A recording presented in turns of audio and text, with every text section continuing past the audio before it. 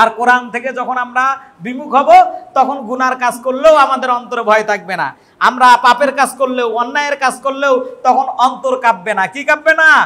অন্তর কাঁপবে না। কিন্তু আপনি যখনই কোরআনের জ্ঞান অর্জন করবেন তখন আপনার অন্তরে ভয় পয়দা হবে।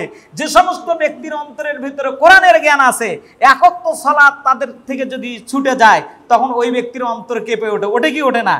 পরের ওয়াক্ত নামাজের জন্য সে মরিয়া হয়ে যায়, ব্যস্ত হয়ে যায়। সুবহানাল্লাহ। আর এমন ব্যক্তি আমি দেখেছি কোরআনের জ্ঞান না থাকার কারণে খুব বড় একজন আল্লাহওয়ালা ব্যক্তি হতে চায়, কিন্তু পরবর্তীতে দেখা যায় 1 মাস 2 মাস 6 মাস ইবাদতে আসে, পরবর্তীতে আর মজা পায় না, আবার ছিটকে পড়ে যায়। কি পড়ে যায় ভাই? ছিটকে পড়ে যায়। কারণটা হলো তার ভিতরে কি নাই? এলেম নাই। এই জন্য একজন কোরআনওয়ালা ব্যক্তি, কোরআনের জ্ঞান সম্পূর্ণ ব্যক্তি, আল্লাহ রাসূল বলেন ফাকিহু ওয়াহিদুন আসাদু আলাশ শাইতানি মিন আলফি আবিদ। বলেন আল্লাহু আকবার।